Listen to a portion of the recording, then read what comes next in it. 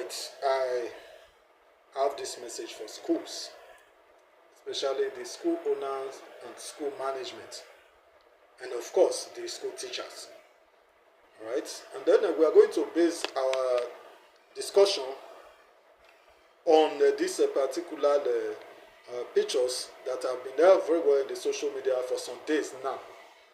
All right, it's actually about the a teacher that caught a student hair in the school, trying to send a message to the parents at home that the hair is due for cutting. I actually think that should be the message. All right, okay, and then there have been reactions on the post, and from many persons' view, yes, this is how things have been over the years. Okay, it is acceptable that this is how things have been over the years, but my message to teachers regarding situations like this, not just for the cutting of the hair, some other activities that are coming up from students in the school. As a teacher, you need to guide yourself. You need to protect yourself from some activities that will come up from the parents. The reactions that will come up from the parents. You need to protect yourself from them. You need to guide yourself. So for this reason, you have to understand your limits. The present day society we are is not like back in the days.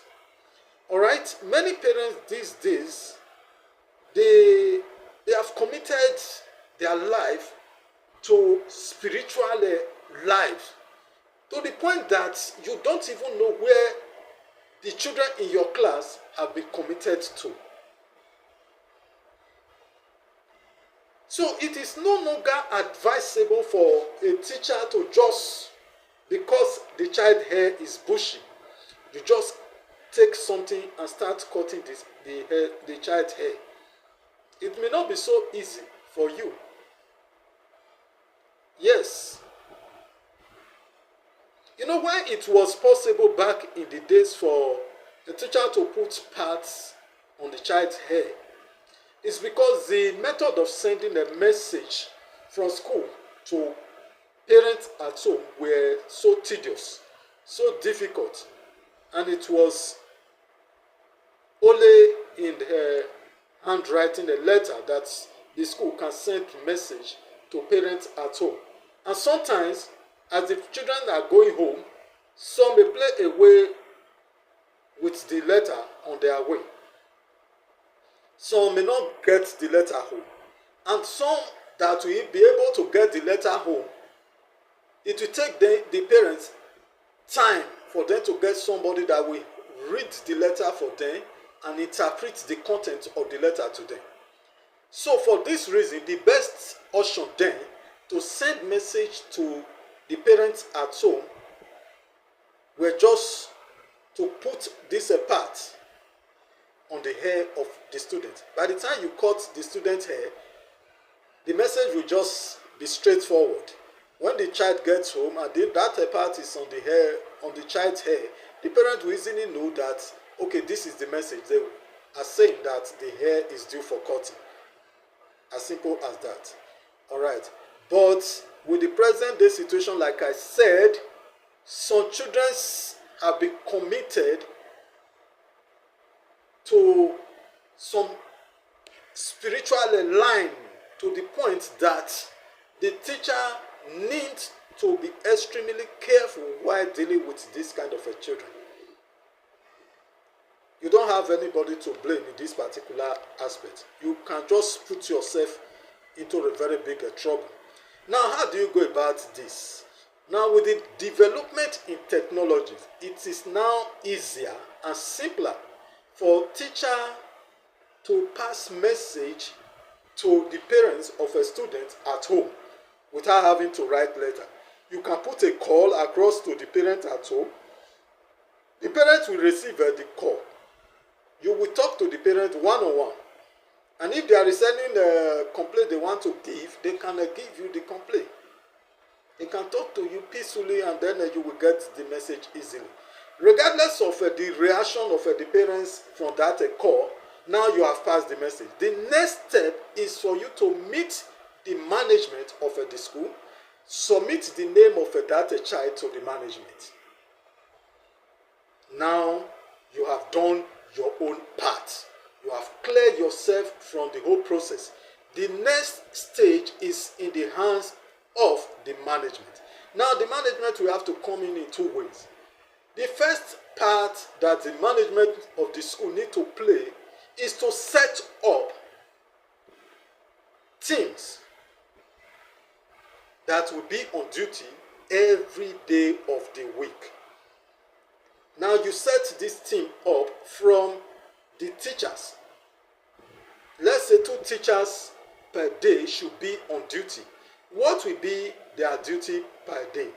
Now their duty will start in the morning as the students are coming in through the school entrance. Alright? Now they will be checking the students' appearance. Anyone that is not in line with the school